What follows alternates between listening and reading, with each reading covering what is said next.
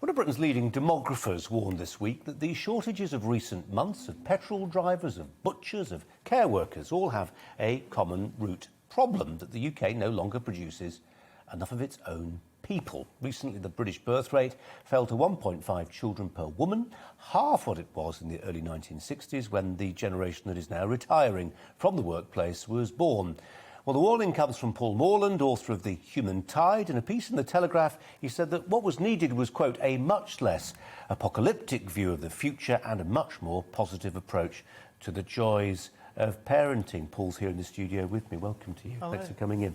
There was a piece in The Spectator magazine, the most recent one, written by a very, very smart guy, clearly saying, I'm not going to have kids. And he spoke for a generation, he said, of people who are going to be childless by choice. And when I read that word there in the introduction, apocalyptic, you put me in mind of him.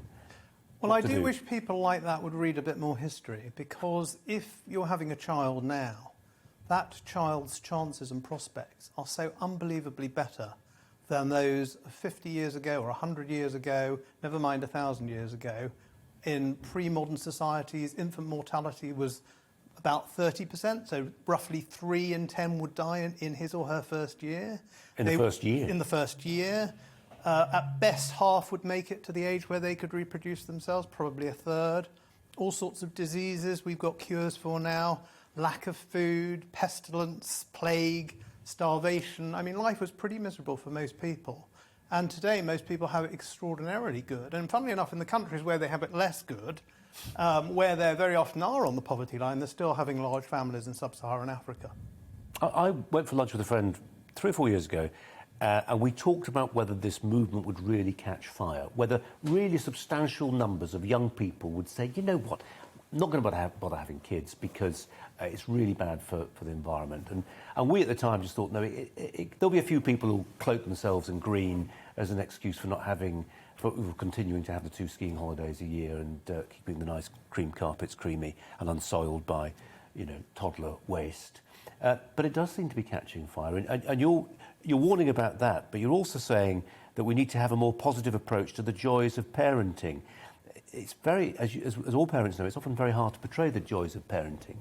Well, I'm very fortunate. I have 3 wonderful children, and they're all in their 20s now, so I'm well past the nappy stage. And in fact, my nephew has a small baby who's waking him up in the night, but clearly wouldn't exchange him for the world.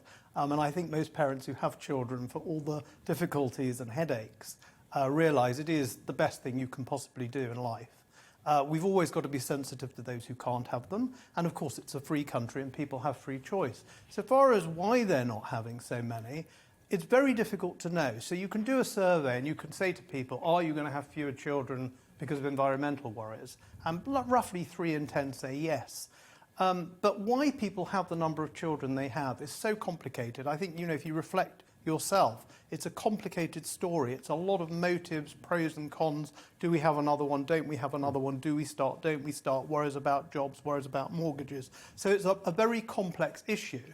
But if onto that is overlaid an apocalyptic view that the world's getting worse and worse, and either I don't want to bring a child into such a terrible world, or if I bring the child into the world, he or she is going to make matters worse by emitting carbon, seems to me a very negative view of the world. And the other thing is, if people say I won't have another child because I don't want another emitter, I'm going to save the planet, but then I'm still going to consume, I'm still going to expect the tanker driver to deliver my petrol, I'm still going to expect the nurse in the hospital when I take mum in, I'm still going to expect the carer in the care home when I take dad in. In other words, if they continue to lead a modern life, they are going to suck in labour one way or another.